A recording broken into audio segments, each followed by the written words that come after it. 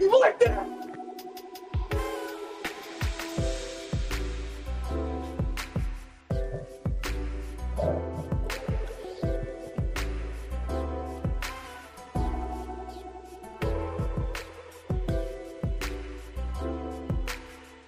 You like that?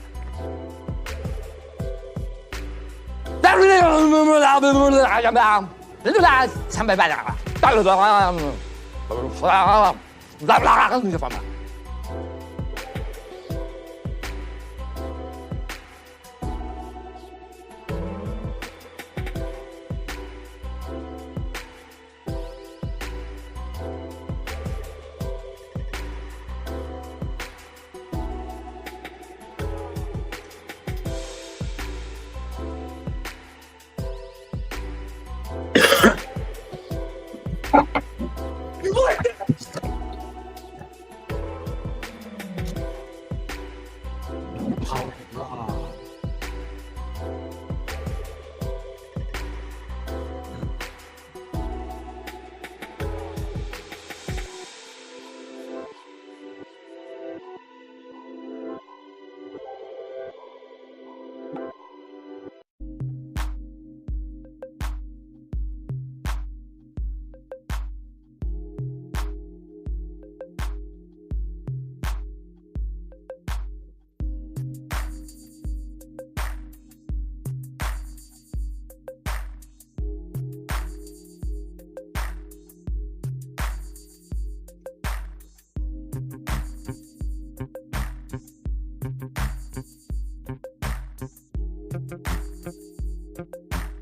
Come on.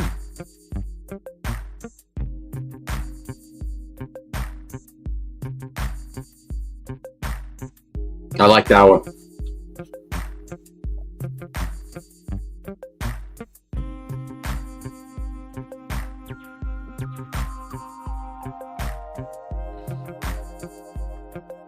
Yeah, took care of that for you.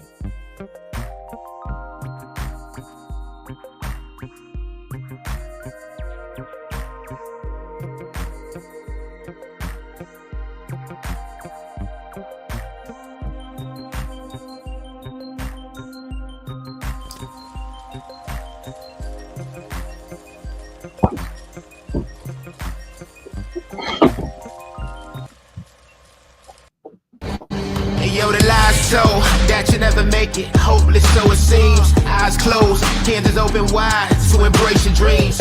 Sometimes you gotta take a loss just to get the win. Like lots of sin was popping in like oxygen when boxes wet. Focus on the mental, never lose like a smooth instrumental. Better choose on the move in a pinto. Choose what I get to, never lose smooth on the move, but it's simple. Never give up and we running it maybe. We just keep winning, we conquering daily. Envision that pay me, it's never this way. We indigenous, maybe we winning this crazy.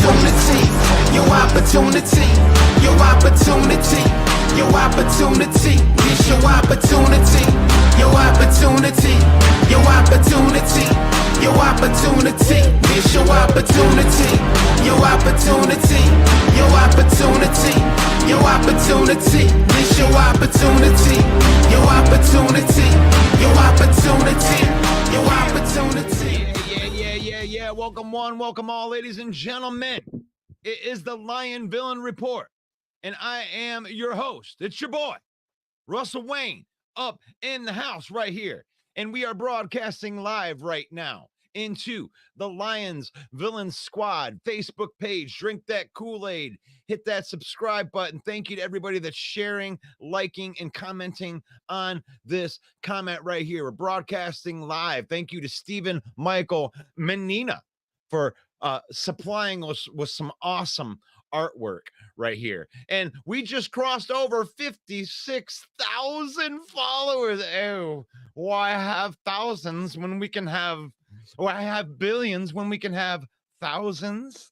Oh, yes. Oh, yes. We are also live in YouTube right now at Lions Villain Squad, as well as the JC Sports Network, along with Joe Chap and the boys over on the Facebook page, Detroit Lions News Podcast, and they're 77,000 people. We are the UDFA of sports podcasting. So the people that are liking, sharing, and commenting are helping our page. We're not corporate. We're just a couple of knuckleheads with a podcast right here, and you can help us out a lot just by liking the wherever you're watching it on right now. We are brought to you live right now by NFL Shop. You can use that QR code, or you can use this phenomenal little code I got, or this comment I'm throwing into the comments right now on all of the platforms. You can use that and you can get yourself up to 30% off of your order.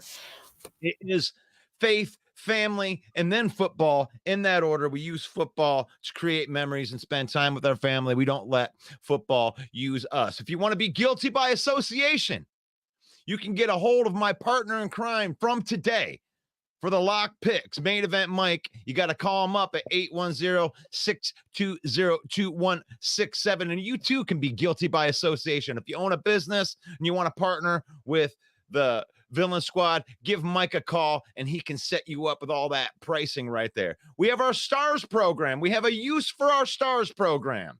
So if you are commenting using stars, my wife has a page that is focusing on autism awareness, and she's also providing some resources for parents who have children with special needs.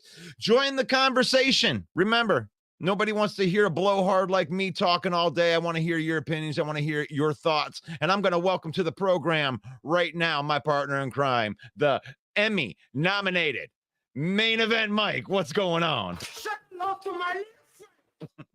Good morning, Russ. Good morning, villains.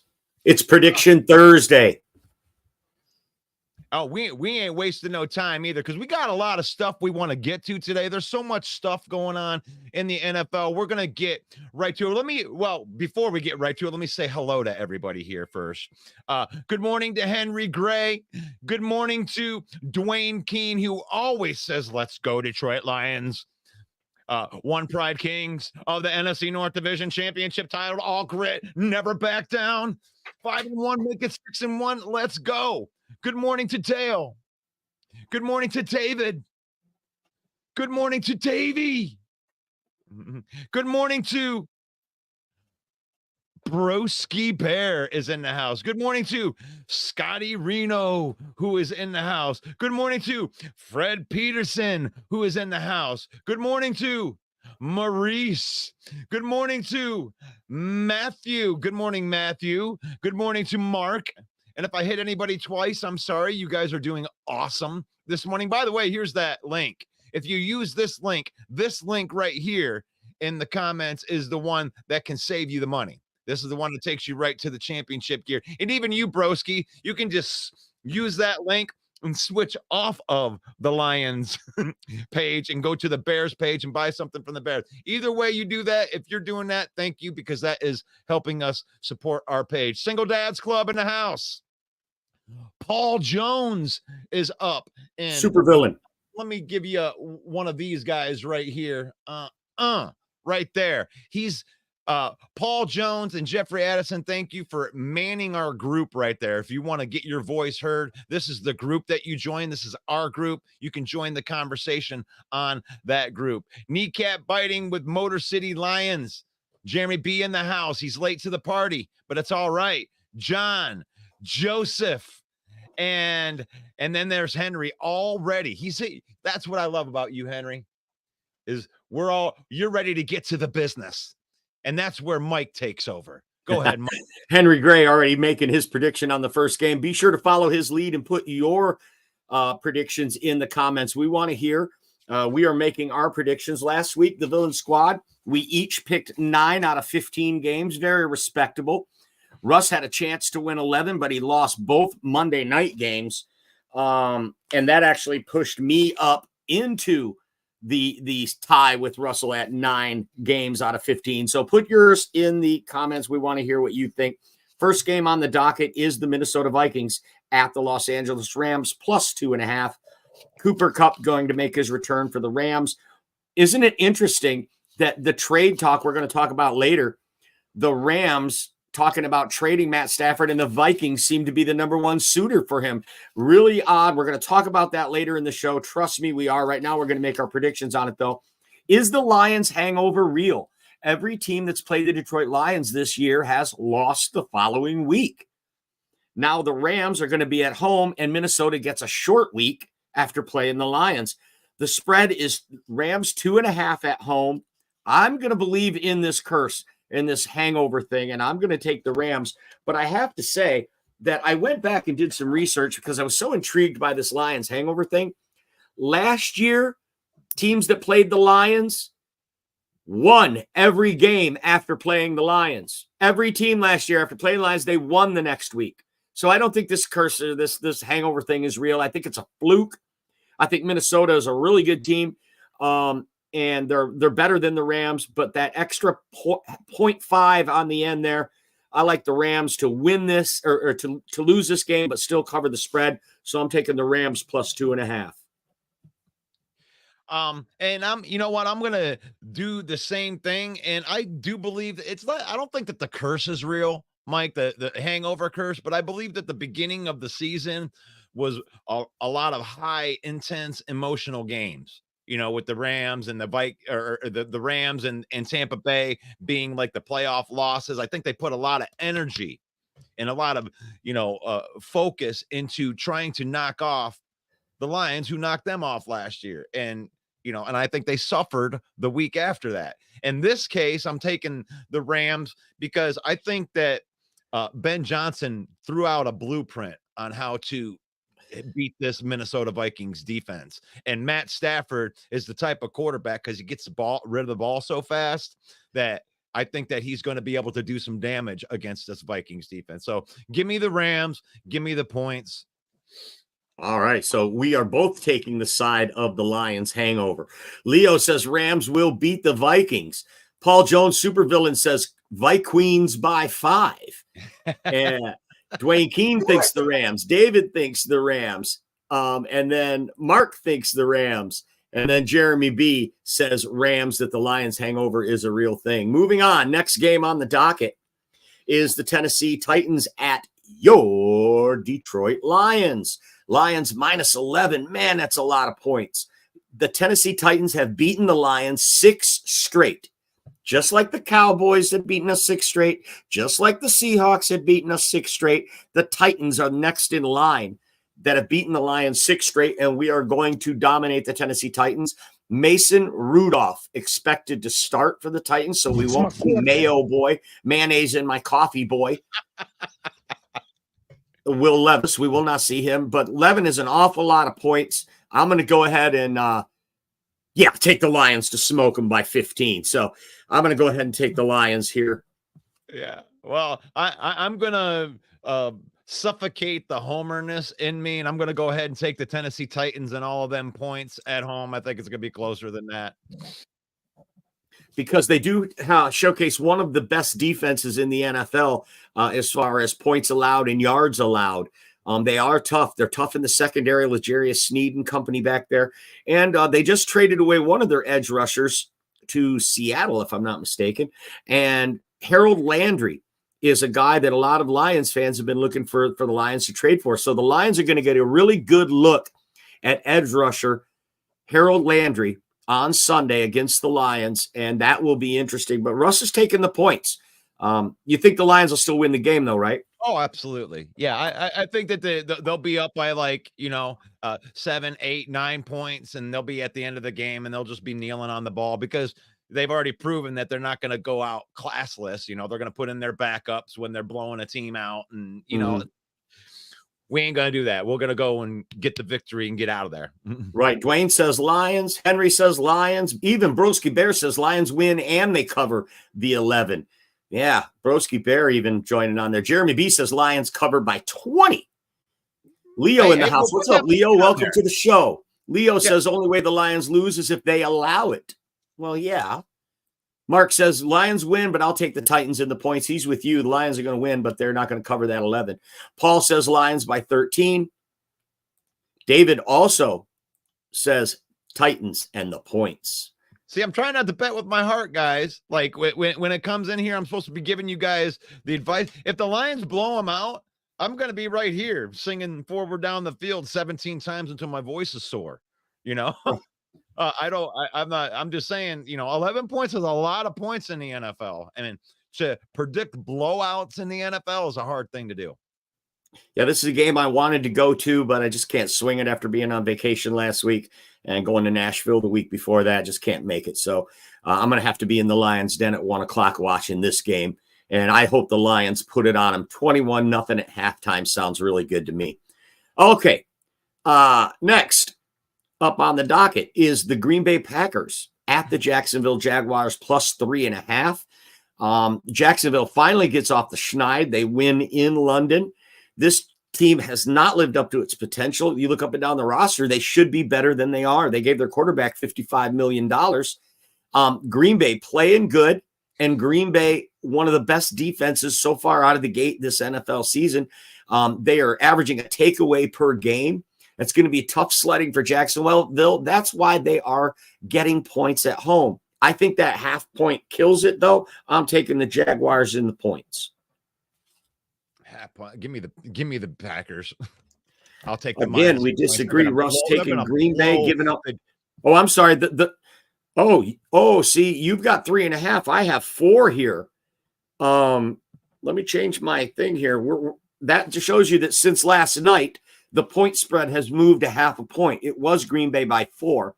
Now it's only 3.5, meaning people are loading up on the Jaguars because the point spread has come down. So I like your call, Russ, to take Green Bay in this game with the point spread moving in the other direction. Yeah, this is going to be a blowout. This is going to be a signature win for Jordan Love right here because they these are the teams that they should beat. And yeah. Right. Davey thinks Green Bay. Fred says Packers. Shake my head. Yeah, well, they got a pretty soft schedule, it seems like, some of these games. Mark says Packers win, but I'll take the Jags and the points. Leo says Packers all the way. And Jeremy doesn't want to admit it, but he's going to take the Packers and give up the 3.5 points.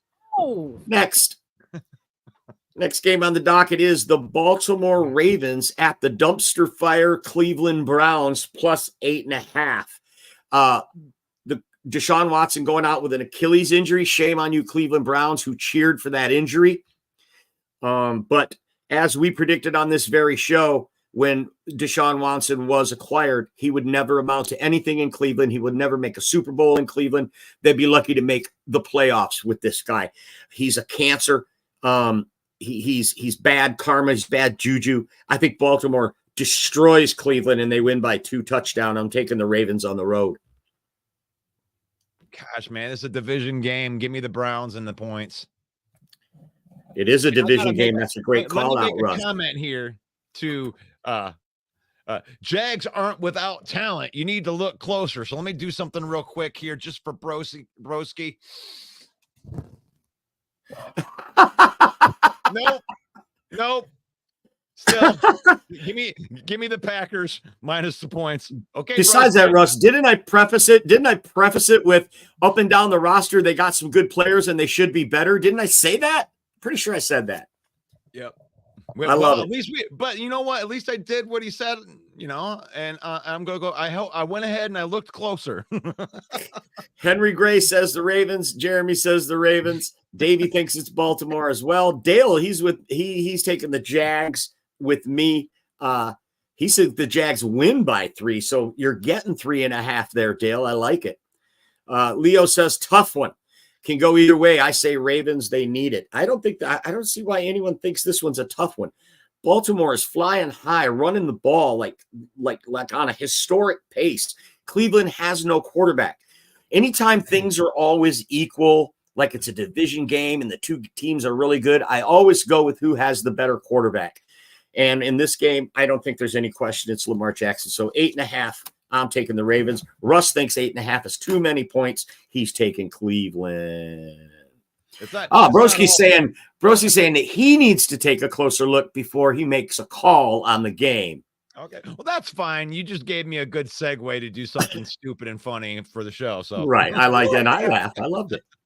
Fred says Watson is so bad you can't even win the Super Bowl with him when you're playing Madden.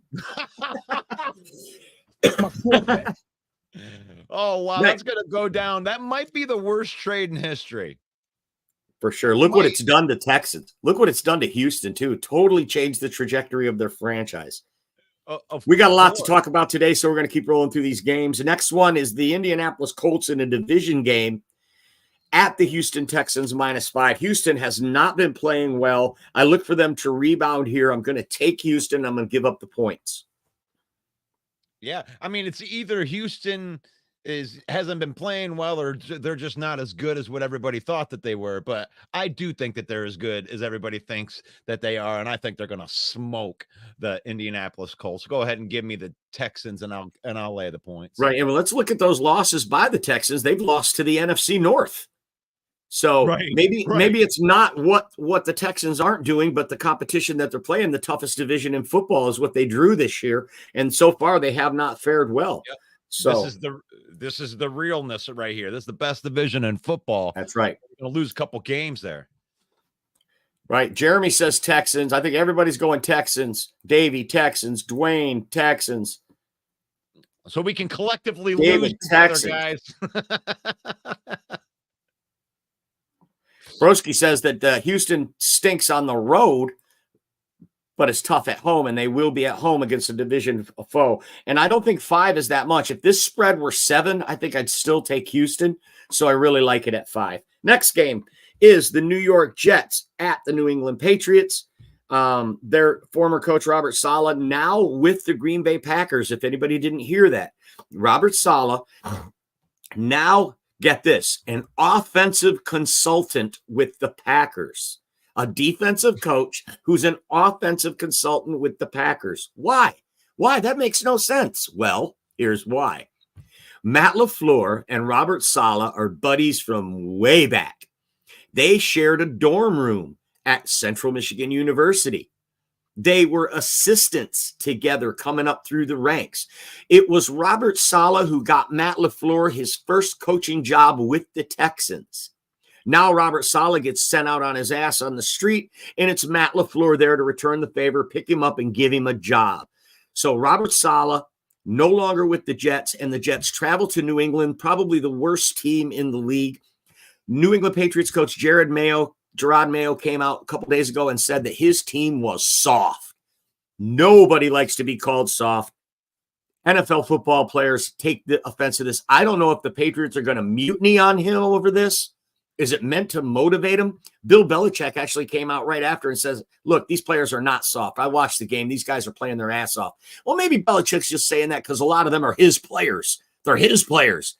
And Mayo calling them soft. This could go either way. They could either be motivated by this, or they could turn the other way and mutiny on this. I believe they're a dumpster fire. The Jets need to get right with Devontae Adams now in the fold. I'm going to take the Jets and give up the points on the road. Jets, Jets. Not today. The Jets are a dumpster fire in this, and I can't believe that New England's getting 7 points in this professional football game, and the Jets want to blame everybody else. Give me New England and give me the points. Wow. Russell Wayne taking the 1-7 Patriots. Well, I didn't remember that there's points that go along with this. I don't. That's right, and that's what Mark is saying. Jets win, but I'll take the Pats and the points. He's with you. Jeremy says Jets are giving 7 in a divisional game. He'll take the Patriots as well. And then we got Henry Gray says Patriots. Maurice says the Patriots are going to win the game outright. Whoa. I mean, everybody thinks the Jets are a dumpster fire. At some point, they got to get right. Leo says, I flipped the coin, and it says the Jets. I like that, Leo. Thank you. Dwayne Keene is on board with the Patriots, too. Paul Jones says, I'll take a meteor strike in this one. Let both teams lose. Next game on the slate is the Philadelphia Eagles at the Cincinnati Bengals -2. Bengals favored in this game. I don't know. I'm going to take Philadelphia. I think that with Jaden Daniels getting injured, the Philadelphia Eagles see an opening here that they might be able to get back to the top of the division. And coming off, they've had some tough wins this year. Even when they win, they look terrible. And it's a lot like last year when they went out to 10-1. They hadn't even played their best game yet, and they were 10-1. So they find ways to win. Sirianni's on the hot seat. I think they're going to go into Cincinnati, and they're going to pull off the upset. This is main event Mike's bold prediction here. Philly +2 points. Yeah, that's a bold prediction, but yeah, I mean, you don't even really have to convince me of all that. Philadelphia is way too talented, man. We were talking about how these guys were Super Bowl contenders. They have so much talent on this team that they should have a lot more wins right now. They've been underperforming all year long. So give me Philly and the points. Wow, Russ Wayne agreeing with me. Leo agrees too. Philly should squeeze by in this one. So that makes the points even more appetizing. But I like Mark's call here. Bengals in the points. Burrow goes off in this game. Well, remember, Mark, you're giving up 2 if you're taking the Bengals. You're giving up 2 points. And now that the Bengals, now that we're past the quarter way mark of the season, maybe the Bengals will start playing football like they normally do. They're always notoriously slow starters. They did get a win last week, but this Philly team is going to be tough. So, and they've got a good secondary. Cincinnati can't run the ball. I mean, that's the thing. If they can run the ball, then maybe Joe will get back into that mold. You know, that's such a good call, Russ. The Bengals not able to run the ball, and Philadelphia can run the ball. That's why I'm taking the Eagles in this one. All right, next, Atlanta Falcons division game going down to Tampa. Plus 2.5. The Falcons are favored by 2.5 against the Buccaneers on the road. Why? Well, because Chris Godwin is out for the season with a dislocated ankle, and Mike Evans, nursing a hamstring injury, may not play. The only wide receiver they have really is Jalen McMillan, a rookie from Washington. They have nothing downfield now for Baker Mayfield. Cade Otton now is your number 1 receiving threat. That means Atlanta's going to put 8 men in the box, maybe 9 men in the box, stop Bucky Irving and Rashad White, make Baker Mayfield beat you downfield with no one to throw to. That's why Atlanta's favored in this game. I have to defer to you on this one, Russ. This is such a hard call, such a hard game to pick, I think. Hardest game on the slate, in my opinion, to pick. I'm going to let you pick first on this one. I don't think it's hard at all. I think the Falcons are going to blow them out because they don't have any. I mean, you can't just lose, Mike Evans and Godwin and all your best playmakers and just be like, wow, no, next man up. That's too much. That's too much. Paid all your guys that. I'm going to take Atlanta minus 2.5 all day long. Okay. So I'm debating on whether that's going to be my lock. I'm going to check what the villains have to say here. Jeremy says Atlanta. Davey says Atlanta. Henry says Atlanta. Mark says Atlanta. Here's one. Leo says Tampa. They have better talent. I don't know about that one. Broski says, I'll take the Falcons in a low-scoring affair. I love that call. The over-under 46. So Broski thinks it's going to go under 46. If you take the under, that's plus money, folks. That's plus 120. So Joseph with Atlanta. Paul says Atlanta either. Good call here by Jeremy B, who says Evans is said to be out for the year. The hamstring injury may require surgery. Ugh. David going out on a limb and taking the Bucks. I'm with you, David. I think Tampa finds a way to keep it close. I like the 2.5. I love home underdogs. So I'm taking the Tampa Bay Buccaneers. Next, Arizona Cardinals at the Miami Dolphins. Tua Tagovailoa going to play. They say he's got a couple more hurdles to cover yet through practice today and practice tomorrow. But if everything goes right, Tua will play. This is amazing to me that Tua will play. The guy cannot get hit again. He can't get hit again. How are you going to go out and play pro football when you can't take a hit? I don't understand this. I think this is a bad move. This could go either one of two ways. Either it's a disaster, he gets hit, he leaves the game, probably to never return to the game of football, or he rallies the team being out there. The crowd is energized.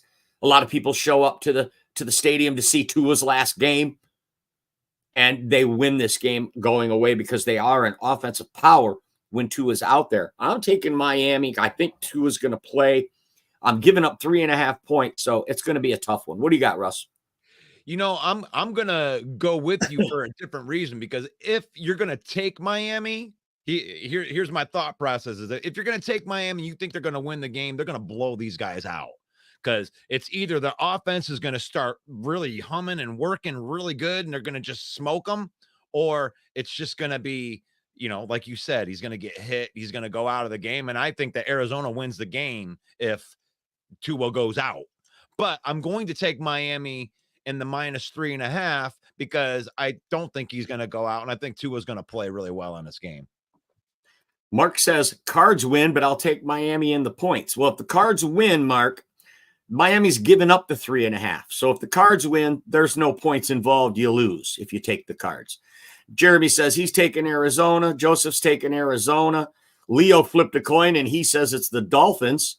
And I love this one here. Cap for life. I live in Miami. Don't hold your breath. Dolphins fan there telling you to take the Cardinals. Finns are at home, but that 3.5 points. David, do you like that? I don't know. All right. Broski says, I'm not touching this game. No comment. That is a tough one. I love it. Cap for life says, Dolphins are suspect until proven different. Remember, Tua was one play from going 0-2 before the concussion. Wow, that's such a great call. And the Cardinals aren't suspect? Right. The Cardinals are the most streaky up and down team so far this year. They'll win one week, smoke the Rams, come back and get beat badly by a lesser team. So, that Arizona, you never know what team's going to show up. Dwayne says Arizona. Dale says Arizona. Paul says Arizona. So a lot of villains not riding with us on this one, Russ. You said you're taking Miami also? Yeah, I think they're going to blow out the Cardinals. Okay. Cardinals aren't good either. I mean, all the stuff that you guys are saying about Miami, you could say about the Cardinals too. I mean, right. I heard that, he was trying to tell Kyler Murray what to do over there in Arizona, and Kyler got short with him. Who was that? Jonathan Gannon? You missed it. Oh, I think Kyler got short with him. Kyler got short with him. Don't get short with me, Master Frodo. Yeah, you don't want to get short. All right. Before we move to the next game, I do got to give Cap for Life's next comment. This Miami, Arizona, the bipolar bowl. Love it. All right. Okay, next, Buffalo at the Seattle Seahawks +3. Here are the Seahawks at home getting 3 points. I'm sorry, folks, but I am completely done betting against Josh Allen. For the rest of the season, I will be taking Buffalo to cover or to get. I just cannot bet against this guy. He burns me every single time I bet against him. When he comes to Ford Field, I'm going to be very, very interested to see what the point spread is on that game. But for the remainder of the time, I'm riding with Josh Allen in every game until the playoffs because I don't think he'll advance far there. But they do get Amari Cooper now. Scores his first touchdown from Josh Allen. That could be dangerous, having Amari Cooper there in Buffalo. James Cook expected to play. I'm taking Buffalo on the road, giving up 3. Oh, my gosh, Mike. I love you and I have been agreeing a lot lately. And Josh Allen is so freaking good. Everybody was like, oh, I don't know what Josh Allen's going to do. He has no receivers to throw to. He still kills it. And now you're going to give him Amari Cooper? Oh, gosh. I think they're going to embarrass the Seahawks. Really embarrassed. So you're taking Buffalo as well. Yeah, -3 ain't enough. One thing about this game, Buffalo has a hard time stopping the run. Will the Seahawks run the ball? They have 2 great backs, a decent offensive line. They can run the ball. If they run the ball, I think that not only can Seattle cover the spread, Seattle can win this game at home if they commit to the run. Yep. Mike McDonald is on the hot seat right now with the Seattle fans anyway. I don't know about with ownership, but with the fans, he's on the hot seat. After starting 3-0, they have now nosedive after that because they went away from the run. Geno Smith averages more yards and attempts than any quarterback in the NFL. And you have Kenneth Walker. What are you doing? So if Seattle gets their head out of their ass and runs the ball, I think they can win this game. But in the meantime, I'm not betting against Josh Allen anymore. Let's see who we got. Dale says the crowd's going to figure into it. Seattle in the 12th man. Joseph says heavy dose of Walker. I think for sure that's got to be the key to win. It has to be. And Jeremy says K9 has been very inconsistent this year. Only Spartan fans call him K9, I'll have you know. Amari Cooper caught a TD after his 203rd career drop. Okay, all right. Leo says Buffalo. Henry says Buffalo as well. You're watching the NFL. You are watching the Lions Villain Report on the Villain Squad Network, brought to you by NFLshop.com.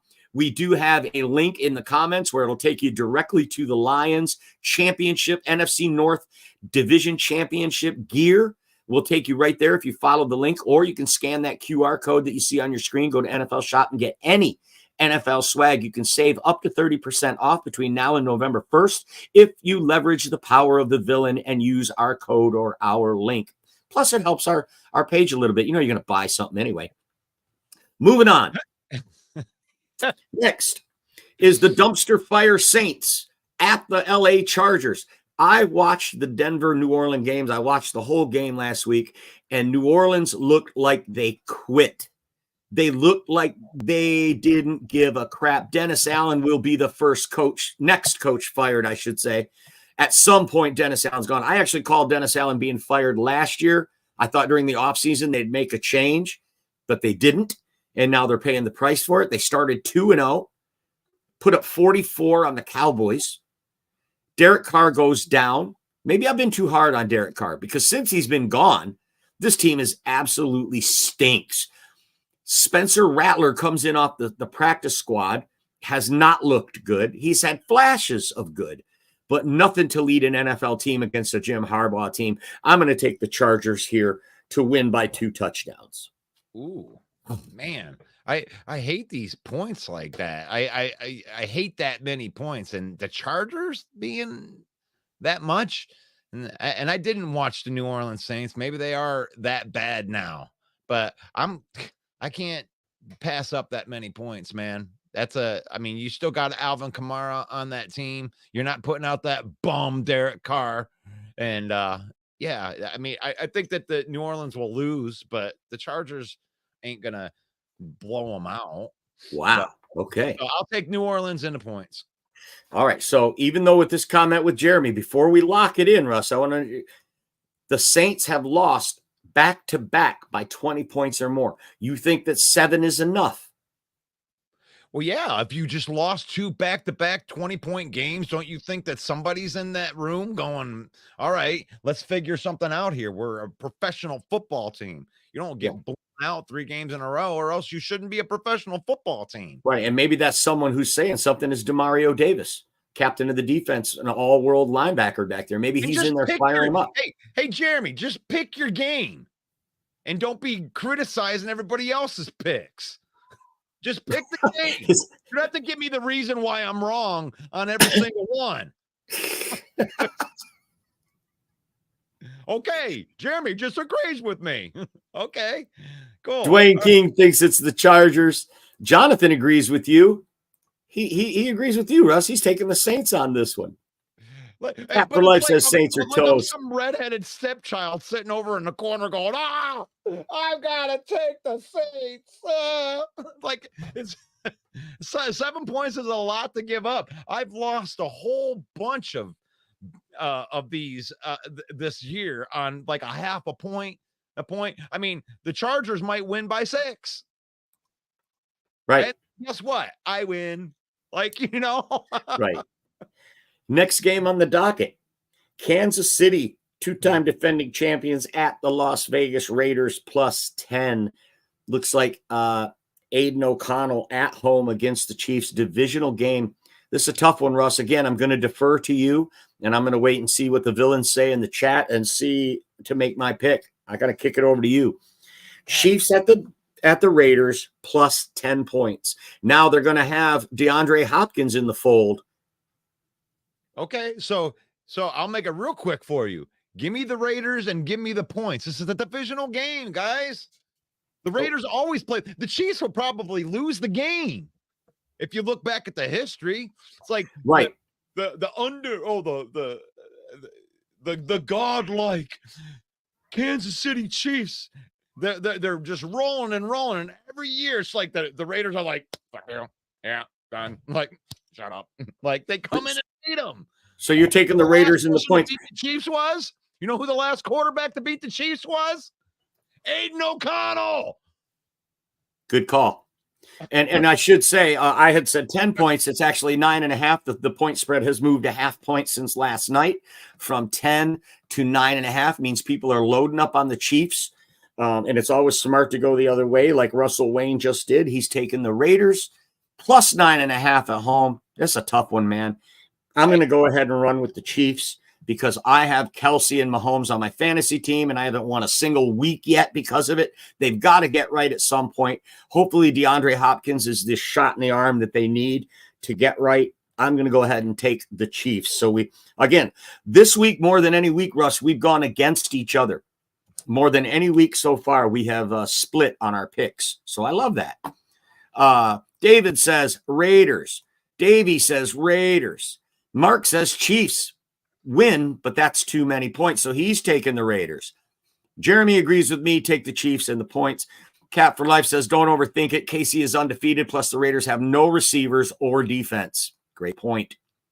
I gotta respond to this. Russ, we have to toughen you up. Let me explain something to you, broski. When you do a show and you put a show out there, you have something like Main Event Mike, who is the guy that's going to give you the information, and I'm what you call a color commentator, which I'm going to be colorful on everything that is out there.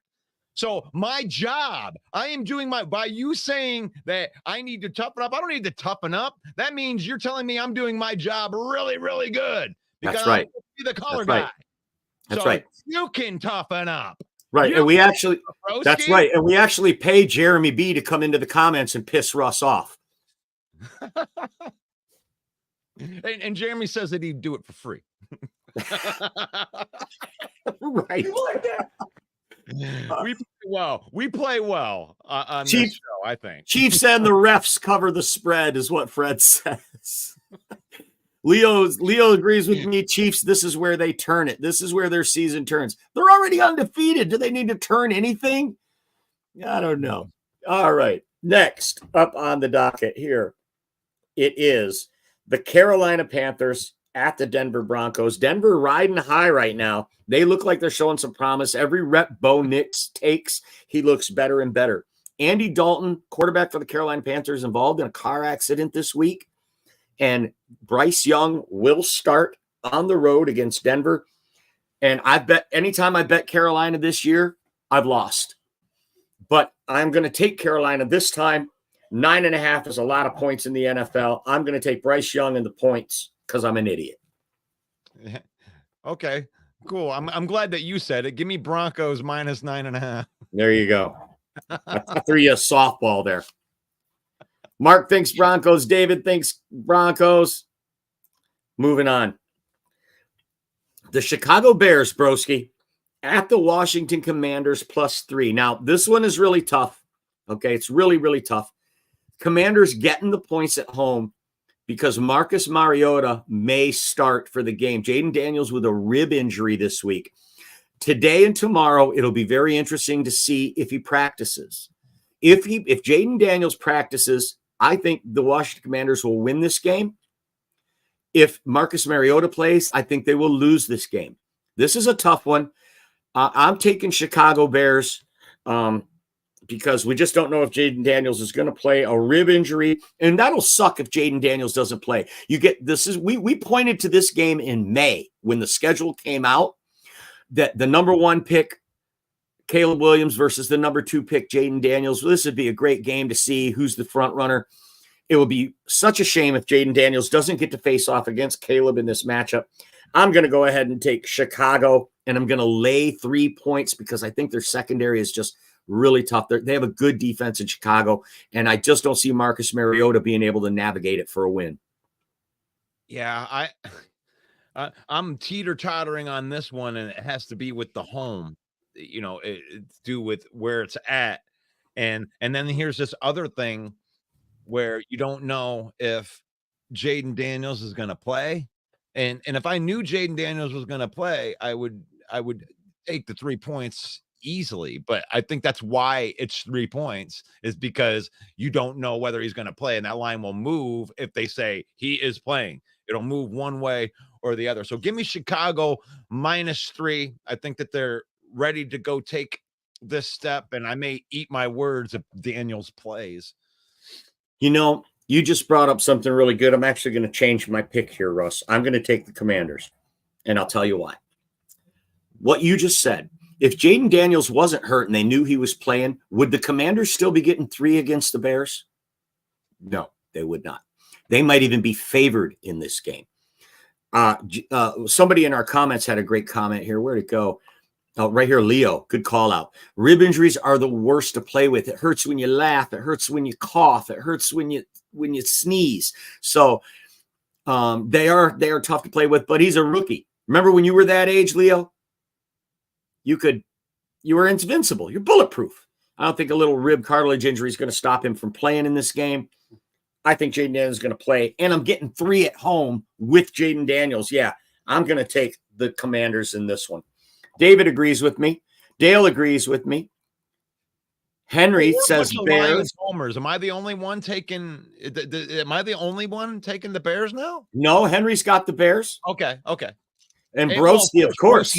Broski's going to take the Bears in every freaking game. Bears defense will hurt poor, scrawny Jaden. Oh, wow. Leo says still sticking with the Bears. He calls me a homer. Broski calls me a homer, and it's just like, I mean, Jaden Daniels is having a year. Jeremy says take the Commanders. They're at home. Broski says it doesn't matter if Mariota plays or Jaden Daniels plays. The Bears will win and cover. The Commodores' defense is trash. Bears coming off a bye. It's the Commodores? What? No, I'll tell you what, not if Lionel Richie plays. Just my imagination. if Lionel Richie comes in and says, hello. David Cadlick says Bears D hits hard. That's true. One of the best defenses in the league this year. Moving on. Bears. I got the Bears as an ascending team here. And this Sunday is the night game. This is going to be an interesting one. The Dallas Cowboys travel to San Francisco. Niners -4. Debo's out. He's got pneumonia. Christian McCaffrey not ready to come back yet. Ricky Pearsall, the rookie, after being shot in the chest, will actually play. Amazing story there. To be shot in the chest, bullet went in the front and out the back, missed all the major organs. That was just a few months ago. And he's going to play. Broski, the Commodores and their Lionel Richie QB going to get hurt. Yeah, a little too much on that spin move right there with the snap. It's good stuff. I'll tell you what. The Cowboys seem to be in free fall. Their owner is on the radio bashing the team and bashing the coach. They really don't have that much talent. Look at all the players that they lost. And who did they replace them with? Nobody's. I'm taking San Francisco here. I just couldn't place a bet with the Cowboys right now, the way this franchise is. Yeah, both of these teams are in the same spot where it's kind of like they've underperformed. They're not where they're supposed to be, but I believe that the San Francisco can bring themselves out of it and that they have depth and that they can do it. I don't believe at all in the Dallas Cowboys and being able to resurrect something or do something with depth because they let their players control their team. They let those guys get contracts, and you just didn't become a general manager. Jerry Jones needs to shut his hole, and I will take the San Francisco 49ers -14. Love this call. Skip Bayless went off on a show that the Cowboys will have comeback games. Skip Bayless is an idiot. San Francisco takes the win. Has Skip Bayless ever been right about anything? Not that I know of. He's always wrong. Fine, Mike. One thing that does scare me about this one, though, Russ, is the 4 points. I could totally see Dallas keeping this game close the way that the Niners are depleted. Did you notice what I said, Mike? Did you notice that I said I'll take the San Francisco 49ers -14? Yeah. I mean, yeah. -14. The 49ers are going to mess the Cowboys up right here. You think so? Oh, yeah. It's at home, too, isn't it? Isn't it in San Fran? It is. The game of descending franchises, Broski says. That's a good call. Cap for Life says Niners and Cowboys both banged up. I'm taking the Niners. Dak has a problem versus San Fran. That's a great call out. The Dak's history against the Niners, not good. Yeah. Is this true? Is CeeDee Lamb says that he wants a trade? After getting signed to that huge contract? Yeah. And that's like, really? Really, dude? Really? You shouldn't have. You should have thought about that before you signed the contract. Oh, Henry Gray, the only guy in here taking the Cowboys. Here's a good call out, Broski. Are Parsons and Lawrence back? That could make a big difference. Yeah, I don't know. I think Micah Parsons was expected to be back this week. I don't know. I wish I did know, Broski. Thanks for calling that out, and I apologize that I don't have that information. I absolutely should have had that information. Now, I'd like to start something new here, Russ. The Monday night game, we're not going to pick until Monday's show when we preview the game. If you're okay with that, Russ. I'm good. You okay with that? So that concludes our predictions. Now it's time for our lock picks, brought to you by the NFLShop.com. Villain Squad Network is an official marketing partner of NFLShop.com. Lock picks brought to you by NFLShop.com. Here we go. Lock pick, Russ. I'm going to make you go first. Oh, you're going to make me go first? I'm going to make you go first because right now you are 4 and hold on. 4 and 4 on my other paper. I think you're 3 and 3. Excuse me, you're 4 and 3 in your lock picks. 4 and 3. It's not very good this year.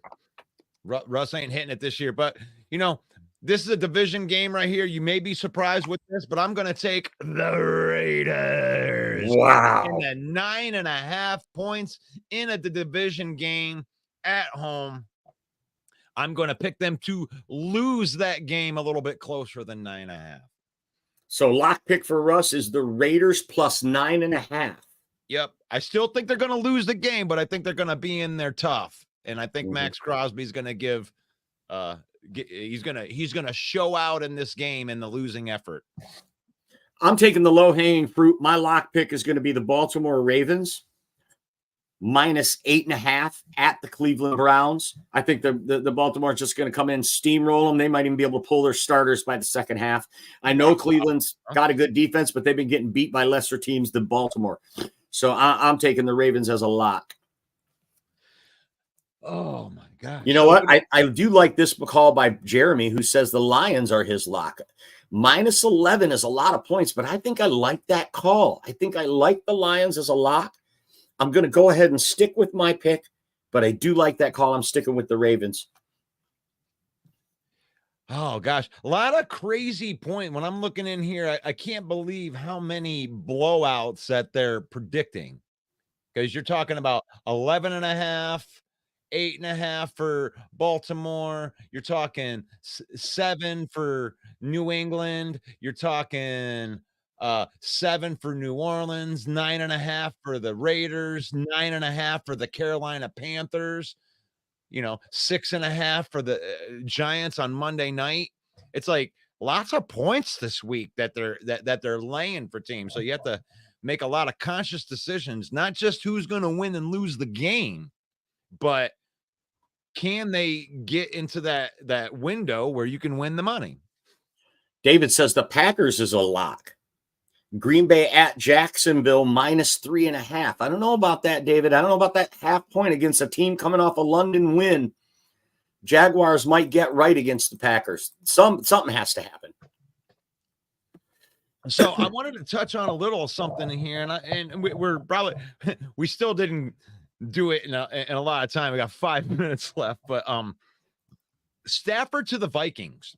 I've heard this all week, and then they said that there was no anything around it, but I put it on here just because it punches you in the face. Oh, wait a minute, they're playing each other.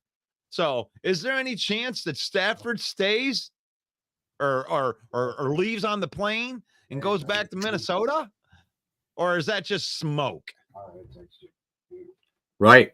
I don't know. I'm totally miffed by this. I mean, me too.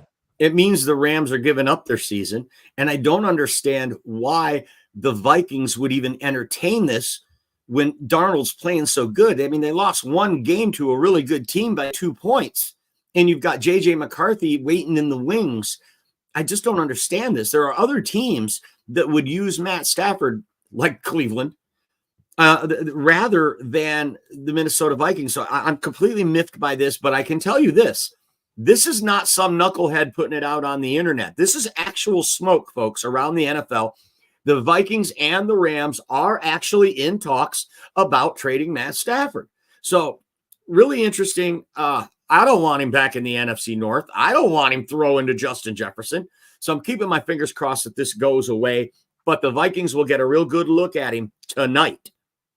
Yeah, and I just don't think that because I was talking to you last night when we had this discussion, and I brought up Casey Keenum, right? So they traded and they got Kirk Cousins to come to Minnesota after Casey Keenum had a career year. It was crazy. Now, I am not saying that Casey Keenum is as good as Kirk Cousins, and I am not saying that Sam Darnold is as good as Matt Stafford. But what I am saying is that was the greatest version of Casey Keenum you've ever seen, right? It was a career year. I mean, the numbers were right there, and the very best version Casey Keenum could ever be. Is that as good as the average version of Kirk Cousins? And I think that they kind of proved that, because he went deep into the playoffs with Casey Keenum, and then you go deep with Kirk Cousins. Is this the same thing? Sam Darnold's playing good. Even in this loss that he had, he was incredibly efficient. The only interception was a great play by Brian Branch, where he jumped the route. Outside of that, he played a good game. So you really want to trade for Matt Stafford right now? Do you think it's going to make that big of a difference in what you've already gotten, which is a quarterback that's playing out of his mind better than you thought that he could play? Yeah. Mark says Stafford isn't going anywhere. Yeah, I would be really surprised if he does as well.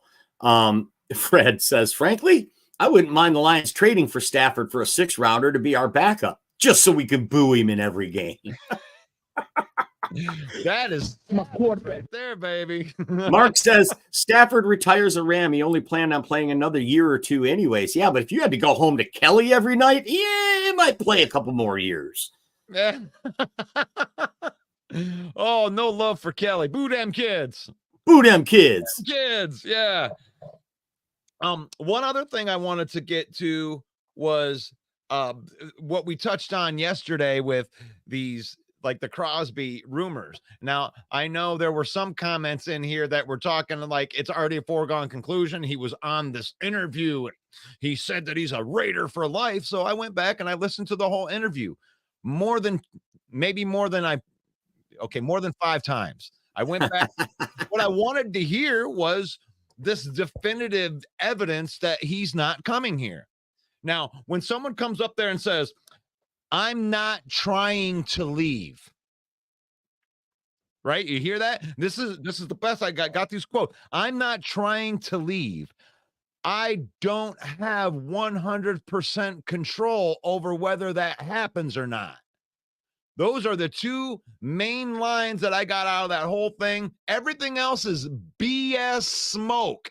If Max Crosby was getting traded, he sure as hell wouldn't go on to a podcast and go, hey, Mike, I know I've heard these rumors about the Lions. I sure wish Brad Holmes would call now, because this dumpster fire of a Raiders team, I can't wait to get out of here. Holy crap, I've been talking to him for 2 weeks. When are they going to send me to the Lions? Nobody ever does that. He did exactly what somebody would do right before they were getting traded, which is take all responsibility off of the table and say, I really want to be here. I really do. I signed a big, long contract for $25 million a year. I do want to be a Raider for life.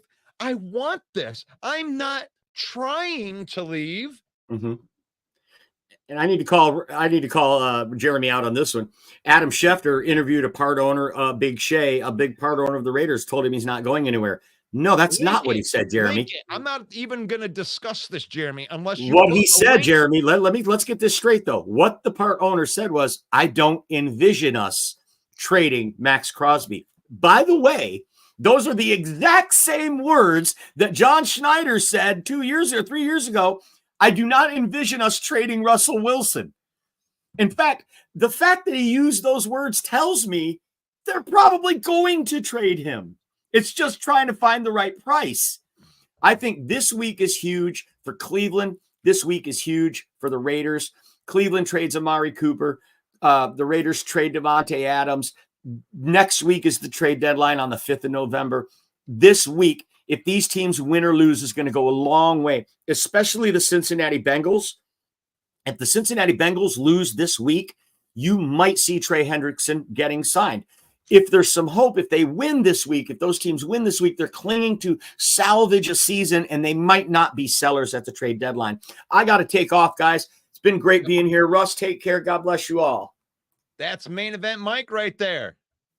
And you can join Main Event Mike each and every Monday night at 7 p.m. for his own show, the Main Event Football Show. And we're going to be going over all of the games for that day. And just so you know, Jeremy, I don't believe that the Lions are going to trade for Max Crosby. I don't believe it. But I have been shamed so many times within our messenger, within comments for just suggesting the same thing that everybody else is suggesting, which is the Lions need to trade for a pass rusher, and they're going to be opening up every door. And there's nothing that's off the table. None of these players are available. So it's like you're going to have to give something up to get something. And I honestly believe that whole trade thing, I believe they are going to trade for somebody. I'll go on record and say that 100%. And if they were going to do the big move and try to get that guy that's a lateral move for Hutchinson, and you're not trying to just get a couple guys, I think Garrett's more of a possibility than Max because of what's in the contract. God, I was looking at this contract yesterday, and it's like, I want to bring it up. Let me get in here for the Browns, and it's like this contract, even though it may cost a lot of draft capital to get Myles Garrett here, the contract is actually doable here. When you look at Myles Garrett, you're coming in here, his money this year, he's got a cap number of $10 million, and he's got a base salary of $862,000. In 2021, his base salary, I mean, he's gotten all of this guaranteed money out of the way. This contract is awesome. Awesome. Actually, not right there. My bad. One, we're in this year. My bad. I'm sorry. $1.2 million is the base salary, and they got the cap number right there. But $1.2 million in a base salary. All the guaranteed money is out of this contract. And they are the ones that would have to handle the dead cap money if they were to trade him. And this is the type of contract that you could extend and actually gain cap relief in there. And the thought of having Myles Garrett and Aiden Hutchinson on the same team for 3 years just opens up that window. And regardless of what you think of, F them picks or whatever, the Lions are in an F them picks in a mode right now where they're in F those picks because they have enough players. The core of the Lions team is set for the next 3 years. You don't have to. Am I right? Max is younger than Myles. Yes. Myles Garrett is 29 years old. And let's see. Let's get the Raiders up in here. Hey, Max is younger, but the contract is not quite as friendly as so yeah, he's a couple years younger. And But that's all right, man. We have to turn over every stone when it comes to something like this. Like, and if you know, and you followed my show at all, you know that up until Hutchinson got injured, I was in a draft and develop mode. Like, I did not want the Lions to go out and get a guy at the trade deadline to get a pass rusher opposite of Hutchinson, because I actually believe that draft and develop would work on the other side, because you could show a whole bunch of different looks. You'd still have Hutchinson, you still got Reader, you still got Aleem, but all of the other guys that they have that are depth are good depth pieces. I like Ukwu. You know, I like Josh Pascal. I like Levi on the edge as a supplement to what was going on. But none of those guys are starters. And maybe they could develop into starters, but we're not in a development year, guys. We're not in a development year. The Lions have to go out and get somebody. And they already know that. They've said as much. They're going to go out and trade for somebody. But who are they going to trade for? I believe Broski is right here. Trades will happen after the November 3rd games. And that's the truth. And the main reason is, if you don't need the guy to win right now, which the Lions don't, even if they dropped even 1 or 2 games before the trade deadline, they would still have a good enough record to fight and remain in playoff contention. So they are not in a hurry to go out there and trade for a guy and pay them game checks. So to Broski's points right here, the trades are going to happen after November 3rd, because the teams want the previous team to pay for as much of the salaries they possibly can. You know, if you're going to pay for Max Crosby, or you're going to pay for Myles Garrett, or you're going to pay for Zadarius Smith, you want the Browns and the Raiders to pay for most of that salary. Lions have already proven that they can win without Hutchinson. And, you know, Tennessee, you know, that's a team that isn't doing very good. Good show. Main event, Mike from Mark. Bye, all. Have some painting to do. Thank you, Leo, for joining the show. Don't get sacked by your wife. If you are smart, you claim loyalty until you sign on another dotted line. And that is the 100% truth. That is it right there. That's the main thing. That's why when he says stuff like, I'm not trying to leave, what he's really saying is, I am not trying to devalue the trade value. Because if I come out, Max Crosby, and I say, I want to get out of, and publicly say that you want to get out of LA or Las Vegas, then your value will go down.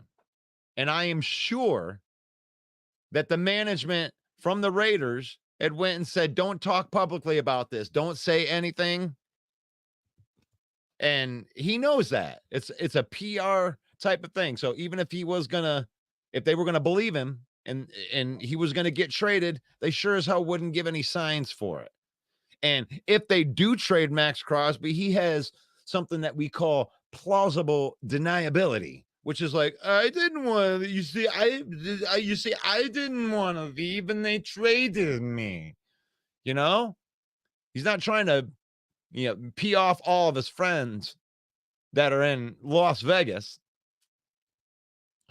Mark says all reports are it will take 2 first rounder and a late rounder for Crosby or Garrett. And it's worth it. If those guys are stupid enough to let go of a franchise type of player. I mean, Myles Garrett was Defensive Player of the Year last year. I mean, these are the only 2 guys. The reason when it costs like Myles Garrett and Crosby, the reason why it costs so much is these are finished products. You ain't got to guess. You could draft, 6 defensive ends in the first round right in a row, year after year after year, and you could miss on all of them. Max Crosby is not a miss.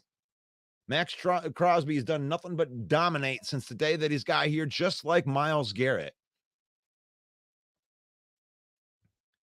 And if they go that route, it's going to cost you. You gotta pay for those guys. But like Dan Campbell had said, we're not just trading for this year. You're trading for the longevity, or you're trading for somebody that isn't going to last to 2026, because in 2026 is where all hell breaks loose on our contracts. 2026 is where we're going to have to move some money around so we can pay guys like Brian Branch and Kirby Joseph if they're not already paid.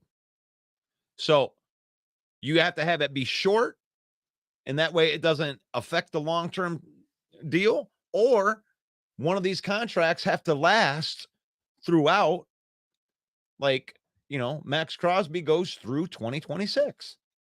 You got the cap number, $24 million. You might have to do something about those cap numbers. You might not be able to restructure these guys, so you'll have to do it somewhere else. But you can have bookend pass rushers of two of the best pass rushers in the NFL if you wanted to. And that would be worth 2 first-round picks. It just is. Because you can spend all the money and develop guys all you want. It still took 3 years for Hutchinson to become Hutchinson. He had a pretty good year last year by the end, but those guys don't just come out and dominate. Not many of them. Myles Garrett doesn't grow on trees. Yes, for sure. Mark says that Crosby was listening in on his PR classes. LOL. Yes, he is. But he did not definitively say, I am not going anywhere, because he can't. He doesn't have control over it. I mean, he can tell people that he doesn't want to get traded all he wants. But you think he's going to be upset to get traded to Detroit? Yeah. And then he can go back on his, when he gets there, he can tell all of his friends that were part of the Las Vegas crew, say, listen, I didn't want out. They traded me anyway. And that's what all of the guys should be saying. So what do you think? Who could be the guy? Who could be the guy that the Lions could be looking at? They could be looking at Harold Landry this weekend. How would you like to have Harold Landry on our team? I mean, he's an older guy, but he's the one that fits that bill of, an older player that could be more like a mercenary for hire. He's still got some skills. He may not be what he was,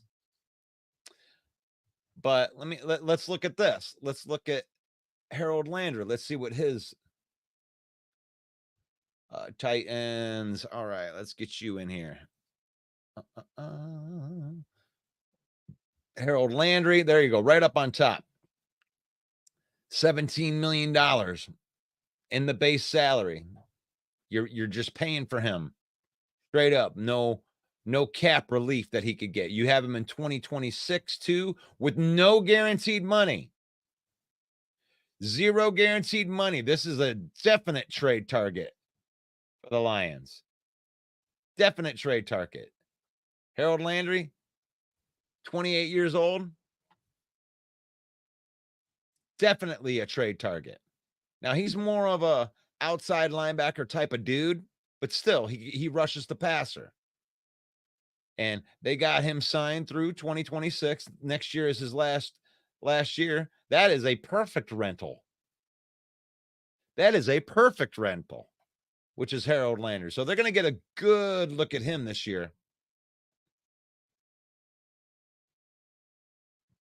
And of course, you want them to pay couple game checks. That's what we're looking for, just like Broski had said. Got to look for them game checks. I don't think that Holmes parts with that many picks. We get another edge rusher for cheaper, not like these guys. Myles Garrett And Max Crosby, there is nothing out there that's like that. You're not going to get anything else like that. You won't get another edge for cheaper that can do what those guys do. Those guys are dominators. Max Crosby or Myles Garrett takes the Aiden production where it was and keeps it there. You don't have to worry about, coming off the edge with a different, a rotation of guys or anything like that. So I don't think this hasn't been Holmes to do this. It hasn't been Holmes's deal to go out and spend the picks. But I'd been over this from this week. I keep showing this, and I want to show it just because it makes sense in this way. The Lions have never been in this position before. You got $26 million in cap space. And all of these guys, when we're looking at 2025, 2026, even in 2026, you have, look at all of these guys here. The only ones that aren't there anymore are the void contracts. So you don't have these guys, Khalif Raymond, you don't have Carlton Davis, you don't have DJ Reader still. You do have DJ Reader for one more year in 2025, but you got Alex Anzalone out of there. But look at all of these guys that are still on the team. And we were running through this last year, and I brought it up when we were in the during the draft, was we have a lot of these guys under contract already. So let's just say they don't trade any picks for next year, Mark, and they draft 7 players. There isn't 7 available roster spots. You are already in a position without trading any players that your draft picks may not make the team, because we have these guys that have been here. You believe in, Jahmyr Gibbs, Jack Campbell, Graham Glasgow, Terrion Arnold, Sam Laporta, Brian Branch, Brock Wright, Broderick Martin, Ennis Rakestraw, Kobe Sorsdahl, Mahogany, Wingo, Goff, Ragnow, Decker, Sewell, Aleem. Like, all these guys are still under contract without spending any more money, adding any more cap. The deals are already done in 2026. So when I say that we got a window to say F them picks, we do.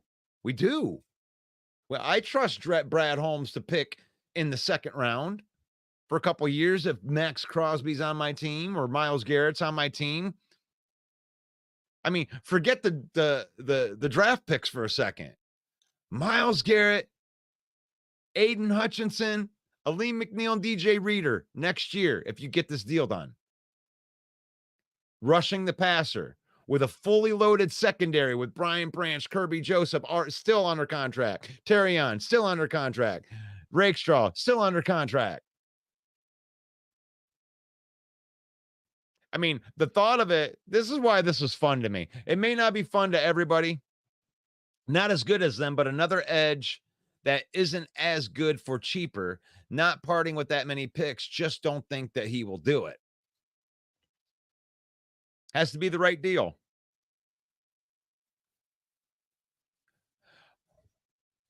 Like, if you're still building the franchise and you're not one player away, like, you don't do that type of move, Mark, unless you are one player away. And before Hutchinson got hurt, I thought we were 0 players away. I thought we were fine. Hutchinson's such a plus player that he gives you the ability to rush 4 guys and still get pressure. Now, minus Hutchinson, we did get 4 sacks in the last game. I'm not trying to take anything away from the schematics of it, but they did not get any pressure with 4 last week against Darnold. Sam Darnold had time to take a nap in the backfield. unless the Lions blitzed and blitzed 1 or 2 guys. That's the only way they got pressure. You can win games in the NFL if you can't get pressure on a quarterback. You ain't going to win the Super Bowl unless you have a guy that can get after the quarterback. You need a guy that completely wrecks the game as a pass rusher. You know, the Kansas City Chiefs, you know, they have Chris Jones who gets after the quarterback, who gives pressure in the middle. Got a good defense. So you got to be able to get after the quarterback to win the Super Bowl. I'm not saying we can win the division without making a big trade. Not saying he shouldn't do it. I'm saying he won't do it. That's not Holmes' history. He usually doesn't give up a lot for players. He could surprise us, though, but who knows? And that's where I'm trying to go, Mark. This isn't like Brad Holmes. But Brad Holmes has never been in this position before. Brad Holmes has never been in this position. He's drafted so well that you can draft more players, right? Draft 7 more players next year. You know, draft some players in the first round. Yeah, they'll first round players will make the team and all that. But we don't have a lot of players that we got to fill. We got the guys we want already. You can go get the guy that you want. Now, believe me, when I say that you know, it's not in Holmes' history, the thing is, having a top flight pass rusher available in trade, if this happens, I think it's more dumb on Myles Garrett or on the Browns' part. You're telling me that you would trade Myles Garrett, a premium pass rusher, for only a couple first-round picks?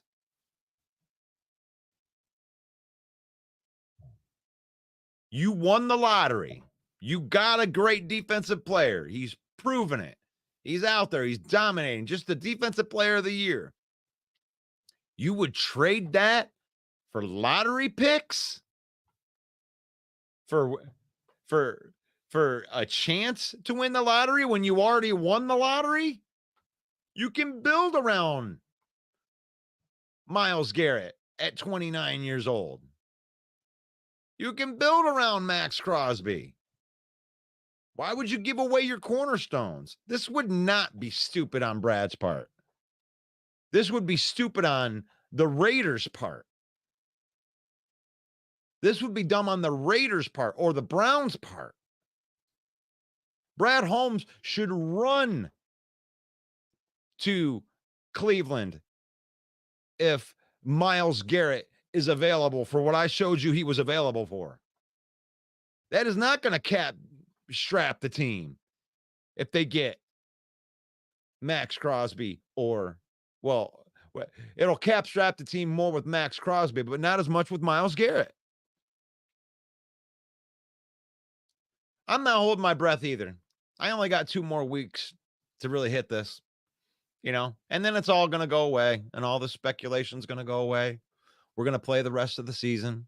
It's all good. It's all good. We got some Thursday night football tonight.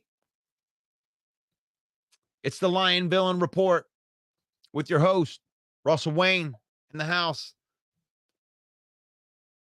We did our lock picks today, but I enjoy talking about the possibility of trade talks here. I enjoy it. I do. Oh, hope that it happens. I hope that it happens. The Lions Villain Report. 10 a.m. Monday through Saturday. You can join me, Russell Wayne, your boy, talking Lions. Maybe even a little bit of trash talk on here.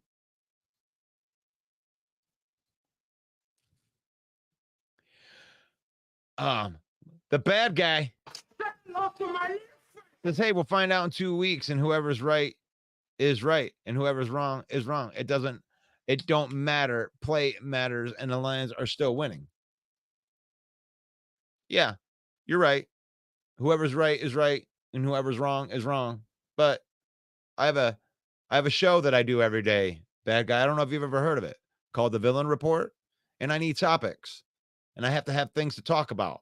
And every time I try to talk about something else, people bring up trades to me, which means that the people that watch the show actually want to talk about it, whether they want to admit it or not. They want to talk about it. And I love speculating about it. I love the thought of having Myles Garrett and Aiden Hutchinson rushing the passer and terrorizing offenses for the next 3 years, regardless of what happens after that.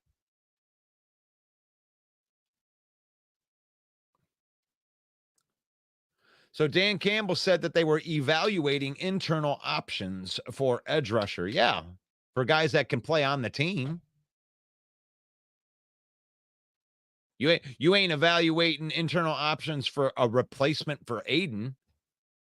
He also said that they were actively shopping and that they were going to go get somebody, that they needed more.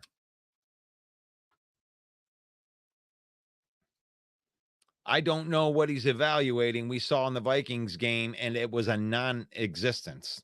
And that's the truth. That's the truth. Those sacks came because Aaron Glenn schemed blitzing pressure. Blitzing pressure. In the NFL, you can win games by manufacturing pressure. You ain't going to win championships. The Lions are not going to win a championship this year unless they're able to get a pass rush with 4 guys. They won't. You got to be able to get a pass rush with 4 guys. So if they're evaluating internal options and maybe they get lightning in a bottle with Isaiah Thomas or, Ukuwu or Muhammad or one of those practice squad guys. Those guys were on practice squad for a reason. Yeah, I mean, you and I are just going to get somebody to come in and even come close to doing something what Hutchinson was doing. You need a guy that can dominate. Leo says, I really hope we get Crosby or Garrett. And boy, if we do, we dominate. And then Aiden comes back healthy. It's for sure. It's for sure. Let me get this music in here because Mark, thank you for allowing me to know that I'm coming to the end of my time here today. Have a blessed day, everyone. Faith, family, and then football. This is the Lions Villain Report. You can join me every morning at 10 a.m. Thursdays are our Lock Picks days. Thank you to the 56,000 followers that we have on our Facebook page who are liking and following and sharing and commenting on this content. We love that. Why have billions when you can have thousands? We are the UDFA of sports podcasting. We're Lions fans. We're not used to being the best. So we know we're not the best. That's all right. That means that we're going to have to work harder to get our name out there. We're going to have to work harder. Like we're not the best show that's out there, but we're a good show. Woodward Sports is better than us, but that's all right. ESPN's better than us, but that's all right.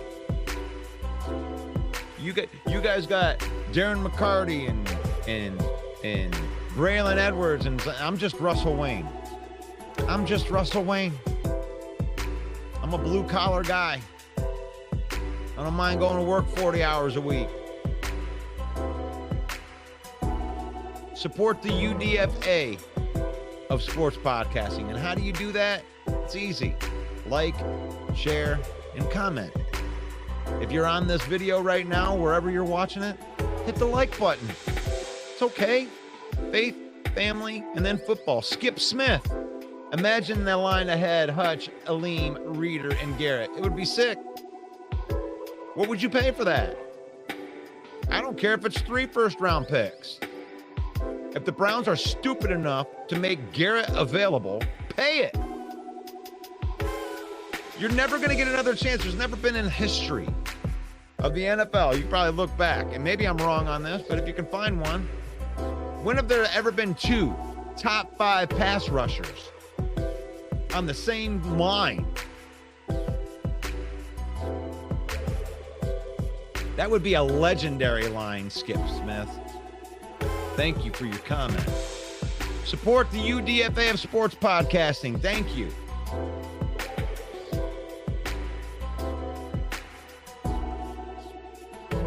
Subscribe to the YouTube channel at Lions Villain Squad. If you would like to partner with the Villain Squad and be guilty by association, reach out to Main Event Mike, 810-620-2167. And then he will give you pricing and packages. Find out how you can be guilty by association by partnering with the Villain Squad. This episode is brought to you by NFL Shop, our affiliate marketing partners. Use the code or that QR code to go get up to 30% off of your order. Grab that nice little Blackberry Gibbs jersey right there. I'm doing nice for you. It's faith, family, then football. In that order. We use football, spend time with our family, and to create memories, we don't let football use us. And may the Lord bless you. May the Lord keep you. May the Lord shine his face upon you until we meet again tomorrow for football talk. Lion Villain Report. God bless. Peace out.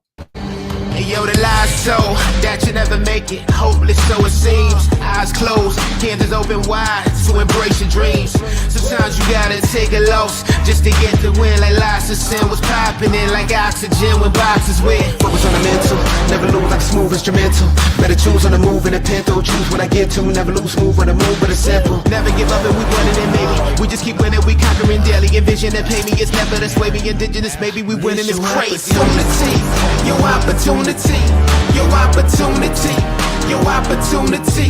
It's your opportunity, your opportunity, your opportunity, your opportunity. It's your opportunity, your opportunity, your opportunity, your opportunity. It's your